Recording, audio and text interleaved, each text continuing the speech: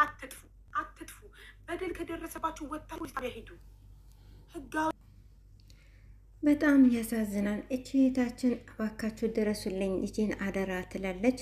እቺ እህታችን እንግዲህ አሰሪዎቿ አውጥተው ጥለዋት ነው ማለት ነው። ሲደበድቧት ጊዜ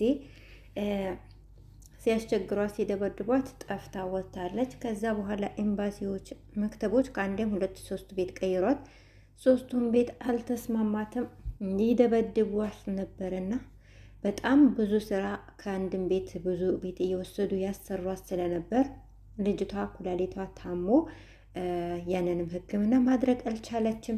ህገ ወጥ በመሆኗ ደግሞ አውጥተው ጥለዋታል ማለት ነው። ኤምባሲዎች ደግሞ የጠፋች ስለሆነች እኛ መቀበል አንችልም፣ ህገ ወጥን ሰው አናስተናግድም አለች ማለት ነው።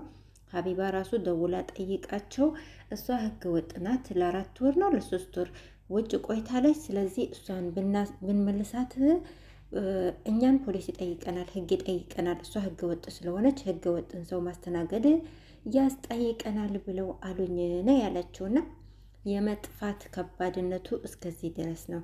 አሰላሙ አለይኩም ወራህመቱላሂ ወበረካቱ። ውድ ቤተሰቦች እንዴት ናችሁ? ሰላም ናችሁ? በያላችሁበት ሰላማችሁ ብዝት ይበል።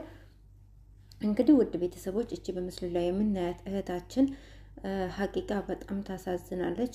እንግዲህ ከአንድም 2-3 ቤት ቀይራ አልተስማማትም።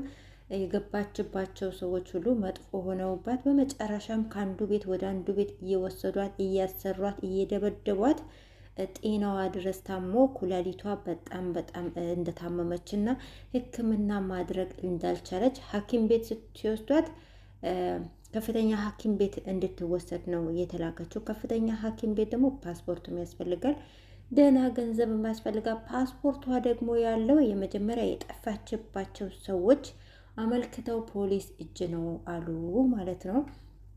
አሁን ሀቢባ ፓስፖርቷን ለመቀበል ጥረት እያደረግኩ ነው ብላለች። ግን በጣም ነው የምታሳዝነው ልጅቷ። ሀቂቃ በጣም ተስፋ ቆርጣለች፣ ታማለች፣ ልጄን አደራ እያለች ትገኛለች። እና የኛ ነገር ወላሂ በጣም ከባድ ነው። በቃ በዚህም በዛ ግን የሆነ ሆኖ በቃ ህገ ወጣቱ ነው ወላሂ። የሆነው ሆኖ ህገ ወጥ ብቻ አትሆኑ። ህገ ወጥ ካልሆናችሁ በምንም አይነት ሁኔታ የኛ ኤምባሲ በነገራችን ላይ ያው ቢኖርም ህጋዊም ሆናችሁ አልሆናችሁም አይደርስላችሁም፣ ከሞታችሁ በኋላ ነው። ግን ቢሆንም እንኳን ፖሊስ ጋርም ለመደወል ፖሊስ ጣቢያም ለመሄድ ለምንም ህጋዊ መሆን አስፈላጊ ነው። ህጋዊ መሆን ከምትጠፉ ሀቢባ ፖሊስ ጋር ሄዱ፣ ሲደበድቧችሁ ከምትጠፉ ፖሊስ ጋር ሄዱ ነው ያለችውና ፖሊስ ጋር ከተሄደ መፍትሄ ይገኛል። ገንዘባችሁን ብትቀሙ ፖሊስ ያስመልስላችኋል።